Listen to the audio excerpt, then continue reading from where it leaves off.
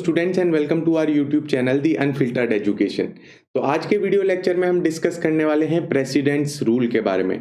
अगर अभी तक आपने नेशनल इमरजेंसी के बारे में नहीं पढ़ा है, वो वीडियो लेक्चर नहीं देखा है, तो पहले जाइए और उसे देखिए।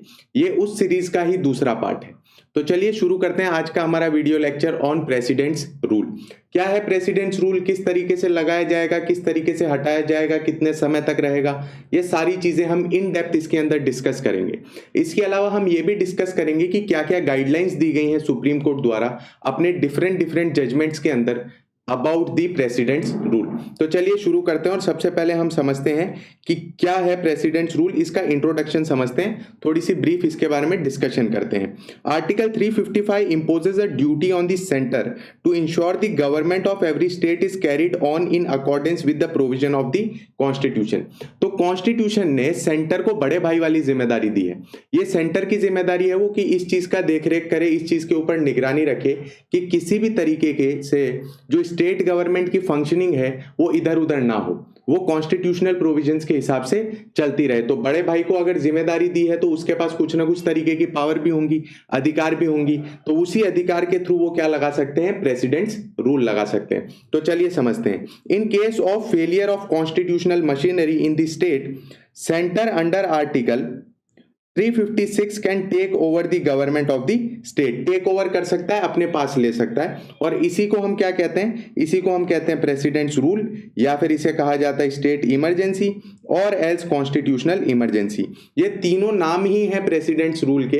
अगर कहीं पे भी अलग नाम आ जाए तो कंफ्यूज मत हो जाइएगा, घबरा मत जाइएगा, तीनों का मतलब एक ही है। फिर ऐसा मत बोल दीजिएगा कि सर ने तो प्रेसिडेंट्स रूल ही समझाया था, बाकी कॉन्स्टिट्यूशनल इमरजेंसी और स्टेट इमरजेंसी कौन समझाएगा। तो ये इसके पर्यायवाची हैं, इनके अंदर डिफरेंस कोई भी नहीं है। किस तरीके से लगाया जाएगा, क्या क्या ग्राउंड्स होंगे इंपोजिशन के, तो दो ग्राउंड्स के अंडर लगाया जा सकता है। पहला तो खुद दिया गया है अंडर आर्टिकल 356 और दूसरा दिया गया है अंडर आर्टिकल 365। तो सबसे पहले हम समझते हैं अंडर आर्टिकल 356। तो यहाँ पे गवर्नमेंट जो है, सेंटर गवर्नमेंट, वो अपने आप प्रेसिडेंट्स रूल लगा सकती है। अब इसके अंदर दो कंडीशन है, पहली तो रिपोर्ट ऑफ गवर्नर और दूसरी अदरवाइज। अगर प्रेसिडेंट को लगता है, अब प्रेसिडेंट किसकी एड एंड एडवाइस पे काम करेगा, ये यहाँ पे जो दिया गया है ये प्रेसिडेंट, ये आपको लग रहा होगा president, but it is actually what, it is aid and advice of, बताइए, एड एंड एडवाइस ऑफ, बिल्कुल सही, PM and council of minister. तो ये चीज यहाँ पे आपको ध्यान देनी है, इस चीज का आपको अपने दिमाग में पूरा कॉन्सेप्ट क्लियर रखना है। अब on the report of governor, या तो गवर्नर रिपोर्ट भेज देता है कि साहब यहाँ पे दिक्कत चल रही, फटाफट आप अपनी मशीनरी लेके आओ, फटाफट इसको क्या कर लो, सेंटर के अंडर कर लो, स्टेट गवर्नमेंट प्रॉपर फंक्शन नहीं कर पा रहा है। गवर्नर किसका रिप्रेजेंटेटिव है, सेंटर का ही रिप्रेजेंटेटिव है। अपॉइंट कौन करता है उसको, प्रेसिडेंट अपॉइंट करता है। और अदरवाइज, या तो एज अ प्रेसिडेंट मुझे खुद लग रहा है कि नहीं वहां कोई दिक्कत चल रही है, तो वहां मुझे क्या है, जाना चाहिए, वहां प्रेसिडेंट्स रूल लगा देना चाहिए, क्योंकि वो स्टेट गवर्नमेंट प्रॉपरली फंक्शन नहीं कर रही, तो अदरवाइज पे भी होगा। Next comes under article 365। अब क्या है, सेंटर स्टेट को डायरेक्शन देता है, अलग अलग डायरेक्शन देता है, और उन डायरेक्शन पे अगर स्टेट गवर्नमेंट काम नहीं करती तो उसे हम क्या बोलेंगे, फेलियर ऑफ कॉन्स्टिट्यूशनल मशीनरी। और इस कंडीशन के अंदर भी क्या लग जाएगा, इस कंडीशन के अंदर भी लग जाएगी प्रेसिडेंट्स रूल। इस चीज को ध्यान दीजिएगा, on the direction of centre, अगर उससे कॉम्प्लाई नहीं करते, उससे सही तरीके से काम नहीं करते, तो प्रेसिडेंट्स रूल लग जाएगा। अब यहाँ पे आप एक और फीचर देख पा रहे होंगे कि किस तरीके से इंडिया को क्वासी फेडरल कहा गया है, वो चीज यहाँ पे हमको देखने के लिए मिलती है। मैं हर बार ये कहता हूँ कि इंडिया कैसा है, कि इंडिया आप ऐसा समझिए कि जैसे घोड़े पे लगाम होती है ना, उस तरीके का हमारा फंक्शनिंग है। जब तक वो सही से चल रहा है चलेगा, तब तक हम फेडरलिज्म की तरह काम करेंगे, तब तक हम फेडरल स्टेट की तरह काम करेंगे। बट जैसे ही स्टेट्स ने इधर उधर हलचल करने की कोशिश करी, तुरंत ही सेंटर अपनी तरफ लगाम खींच लेगा और सारी पावर अपनी तरफ ले लेगा। इसीलिए इसे क्वासी फेडरल कहा गया है। और बहुत ही एक प्यारा सा ये एग्जांपल है जो हमें बताता है कि क्यों इंडिया को क्वासी फेडरल कहा गया है। अब पार्लियामेंट्री अप्रूवल किस तरीके से लिया जाएगा उसके बारे में बात कर लेते हैं। 2 महीने का टाइम है with in the proclamation of presidents rule, हमें 2 महीने के अंदर अंदर उसका जो है अप्रूवल लेना है। नेशनल इमरजेंसी में कितना था, 1 मंथ था, और यहाँ पे 2 मंथ का टाइम है। अब लोकसभा तो हमेशा नहीं रहती, वो डिसॉल्व भी हो जाती है, वो फंक्शनिंग करना बंद भी कर देती है, उसके सेशंस होते हैं। तो क्या होगा, किसी कारणवश अगर वो अप्रूव नहीं कर पाई या डिसॉल्व हो गई, तो इसके अंदर क्या होगा, सबसे पहले हमें अप्रूवल लेना होगा राज्यसभा से, क्योंकि राज्यसभा तो कंटिन्यूअस हाउस है।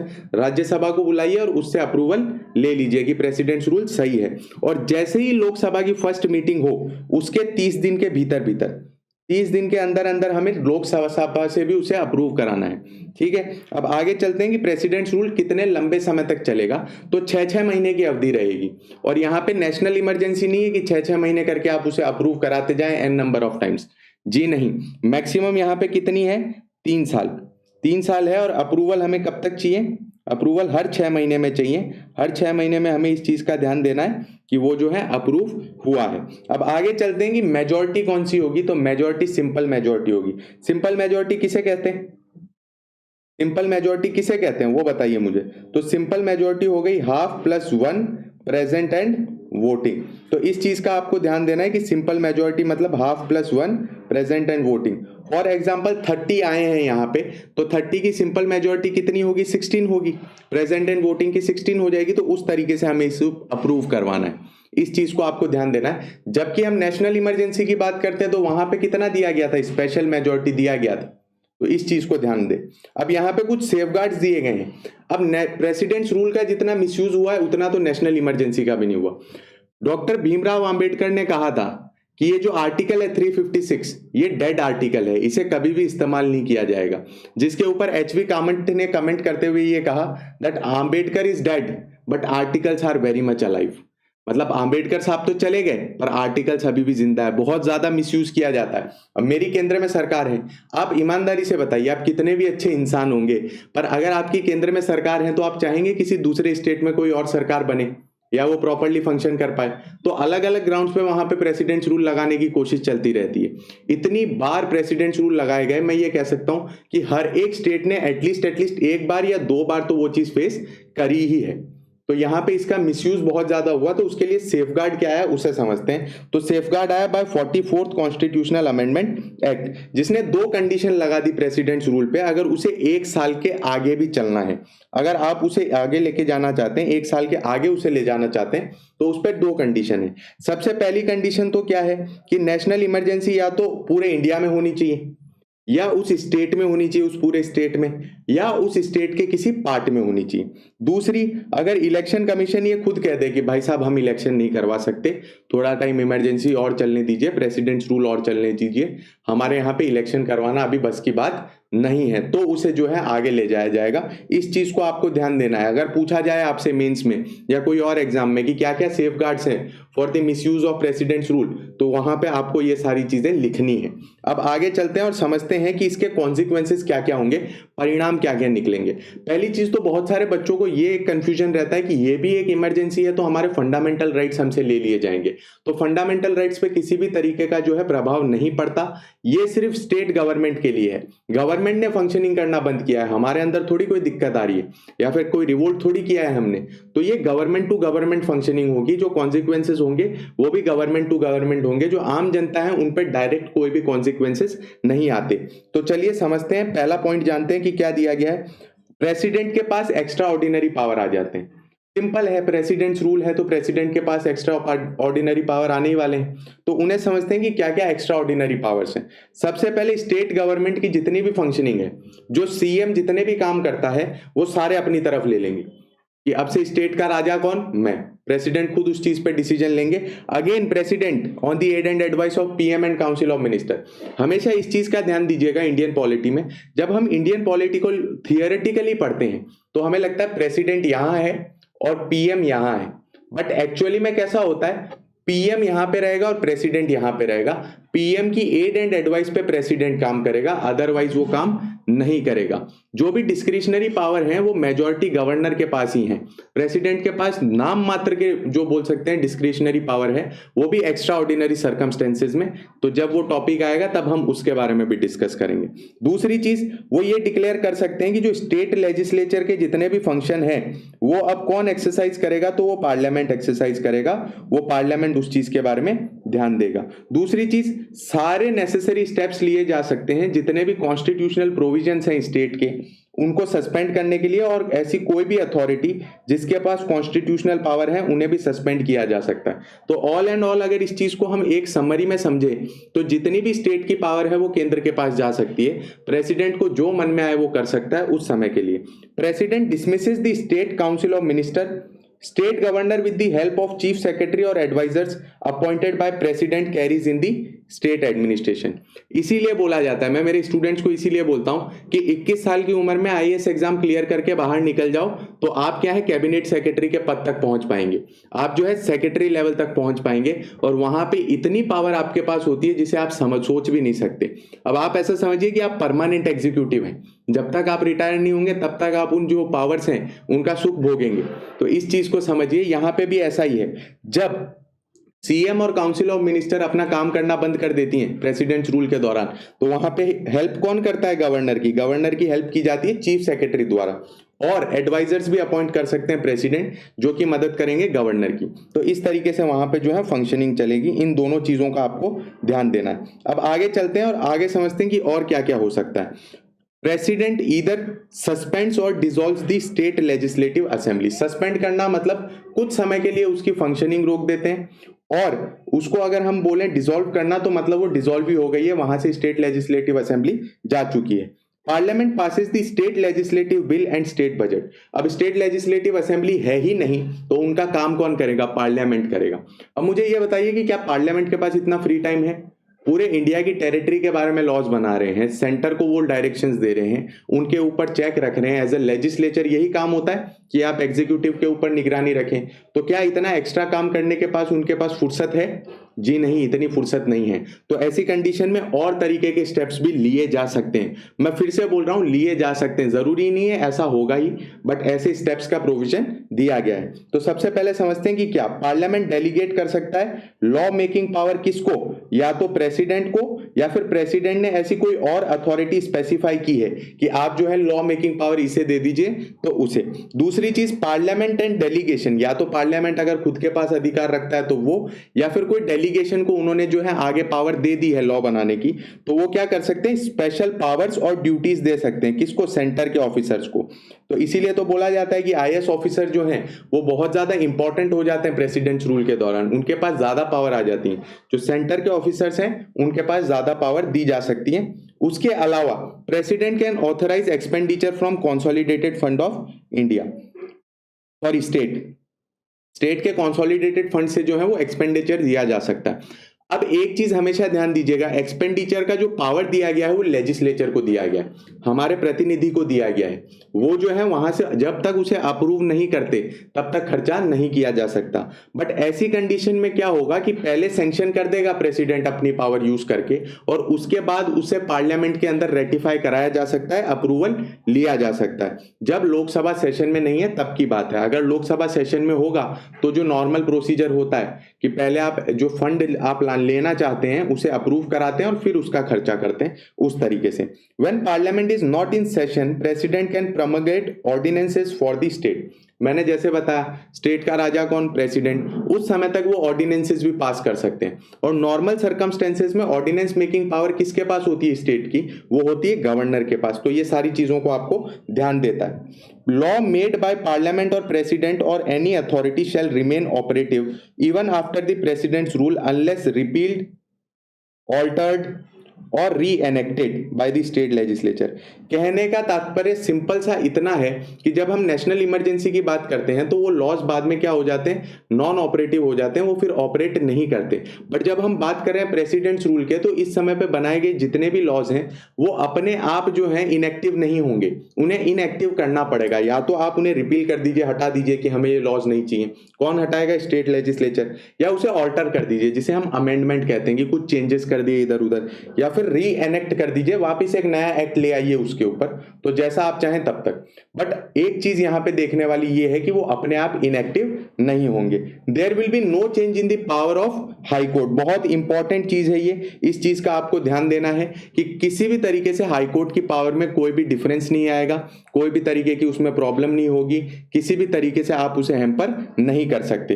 अब आगे चलते हैं, और इस पे क्या जुडिशियल रिव्यू हो सकता है? क्योंकि जैसे मैंने आपको बताया कि प्रेसिडेंट्स रूल का बहुत ज्यादा मिसयूज हुआ है, आप सोच भी नहीं सकते इतना मिसयूज हुआ है, तो क्या इस पे जुडिशियल रिव्यू होना चाहिए। अब ये सरकार की आप इसमें मनो इच्छा भी देखेंगे, आप देखेंगे कि किस तरीके की सरकार आई और उनकी दशा कैसी थी, वो सोचते कैसे थे, उनकी फंक्शनिंग कैसी थी। तो 38 constitutional amendment act 1975, Indira Gandhi का टाइम, पावर कैसे रखनी है, अपनी मुट्ठी में रखनी है, डेमोक्रेसी को ज्यादा हमें तवज्जो नहीं देनी है, पावर हमारे पास होनी चाहिए। तो उन्होंने ये एक्ट लाया और इसके थ्रू उन्होंने क्या बताया कि satisfaction of president is final. भाई साहब बोल दिया है, बोल दिया है, एक बार जो कमिटमेंट कर दी फिर तो हम अपने आप की भी नहीं सुनते।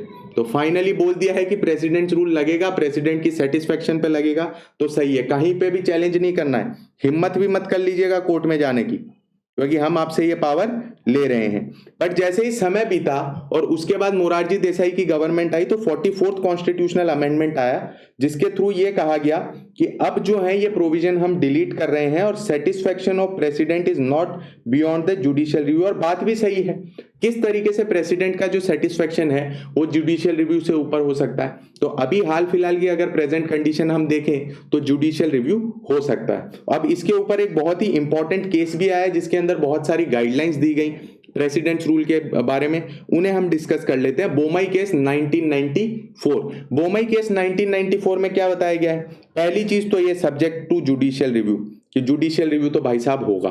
दूसरी चीज, satisfaction of president should be based on relevant fact और else it can be struck down by the court. अभी ऐसा नहीं है कि मन किया तब मेरा सेटिस्फेक्शन हो गया, आपके पास रेलेवेंट फैक्ट होने चाहिए, आपके पास कुछ तथ्य होने चाहिए जिसके थ्रू आप प्रेसिडेंट्स रूल लगा रहे हैं। आप अपनी मन की इच्छा से ऐसा कुछ नहीं कर सकते।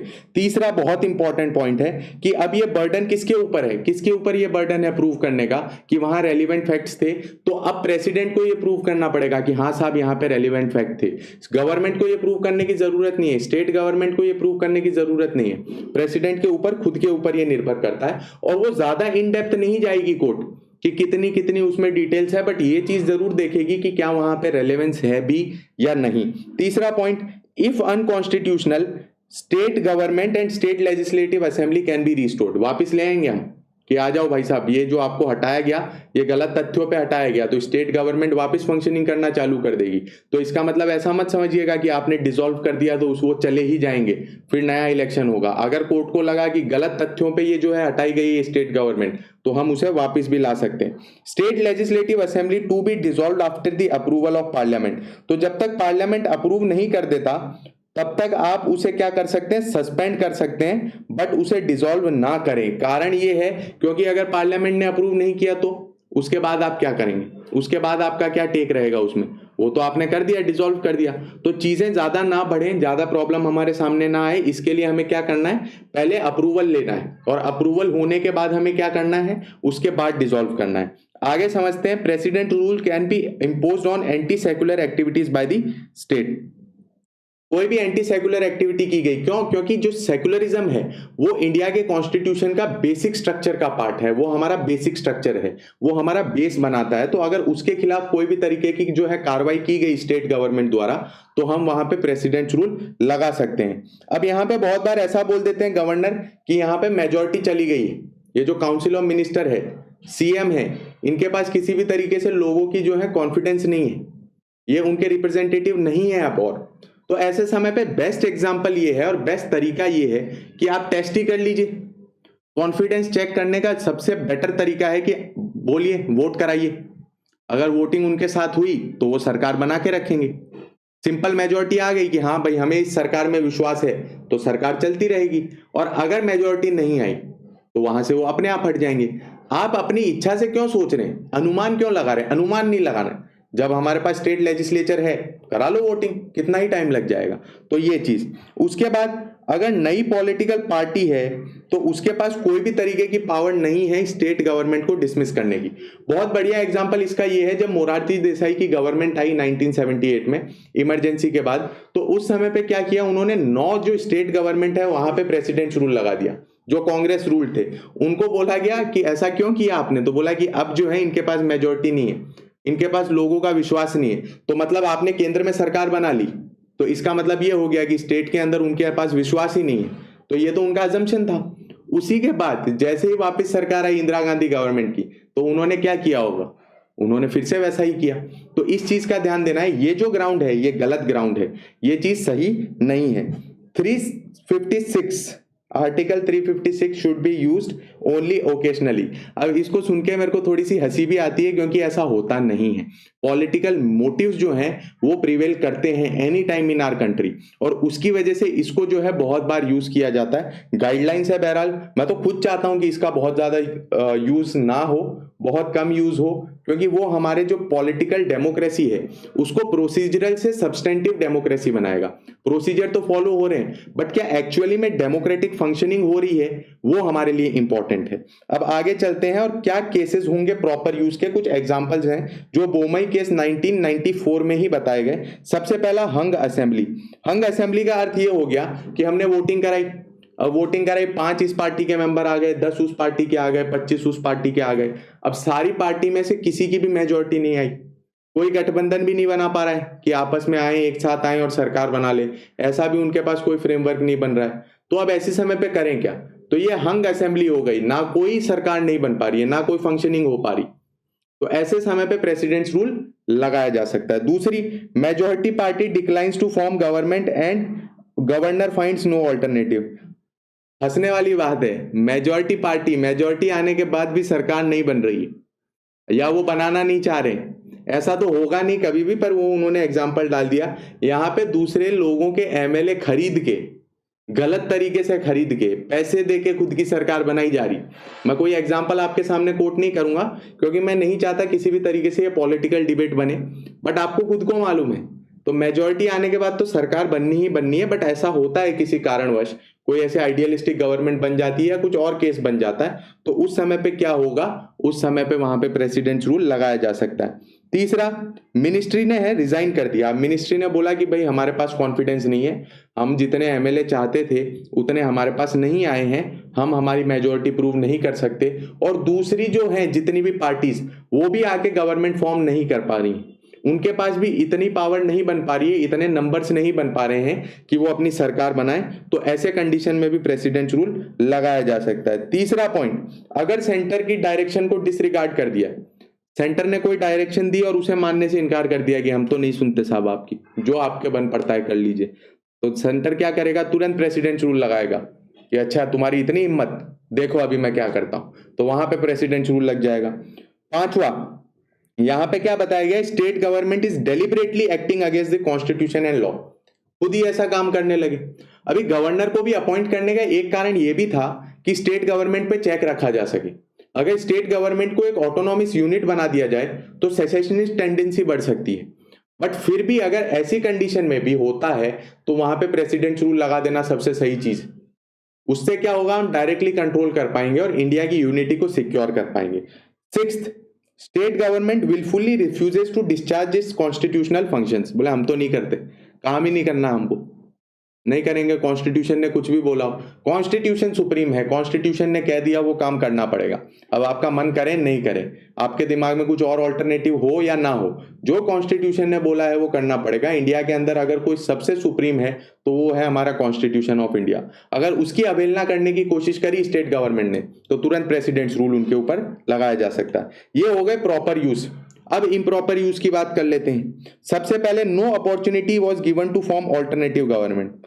मेरी सरकार गिर गई, केंद्र में भी मेरी सरकार है, तो गवर्नर उन्हीं ने अपॉइंट किया होगा, तो मैंने बोल दिया एक काम करो, मेरी सरकार तो गिर गई, मेरे पास तो मेजोरिटी बन नहीं रही, तो मैंने डायरेक्ट पीएम साहब को फोन घुमाया कि साहब ऐसा ऐसा कंडीशन बन गया है, अपनी सरकार तो 110% गिरेगी, वो सर्वाइव नहीं करेगी। आप एक काम करें, गवर्नर साहब को टेलीफोन घुमाएं और उन्हें बोलें कि दूसरी सरकार ना बनने दे। अगला इलेक्शन होगा, मैं खूब कैंपेन करूंगा, मैं खूब बड़े बड़े झूठे वादे करूंगा, सरकार वापस ले आऊंगा। तो ऐसी कंडीशन में क्या होगा, जब ऑल्टरनेटिव गवर्नमेंट को फॉर्म करने का मौका ही नहीं दिया गया है तो वो एक बहुत बड़ा इम्प्रॉपर यूज है। उसके बाद चलते हैं, government without testing the floor क्या करेगा, प्रेसिडेंट्स रूल रिकमेंड कर देगा। अब मैंने बोला कि साहब मेरी तो मेजोरिटी है, देख तो लीजिए एक बार, आपको लग रहा है मेरी मेजोरिटी नहीं है, पर मेरे को मालूम है कि मैं मेजोरिटी स्टैब्लिश कर सकता हूं। बोले नहीं नहीं, तुम तो ऐसे ही हवा में बातें करते हो, हम तो डायरेक्ट प्रेसिडेंट्स रूल लगाएंगे। गलत चीज है, मेरे को मौका तो दो, मेरे को अपने आप को प्रूव करने का मौका तो दो। अगर ऐसा मौका नहीं दिया जाता तो भी ये इम्प्रॉपर ग्राउंड होगा प्रेसिडेंट्स रूल लगाने के लिए। आगे चलते हैं, रूलिंग पार्टी इन स्टेट फेसेस डिफेट इन लोकसभा इलेक्शन। वही वापिस एग्जांपल, इमरजेंसी के बाद मोरारजी देसाई आए, उन्होंने कांग्रेस रूल्ड गवर्नमेंट पे क्या किया, प्रेसिडेंट्स रूल लगा दिया। उसके बाद वापस इंदिरा गांधी आई और उन्होंने सेम चीज करी। तो ऐसा नहीं होना चाहिए, ठीक है, ये इम्प्रॉपर होगा। Internal disturbances not amounting to physical breakdown और इंटरनल सबवर्जन।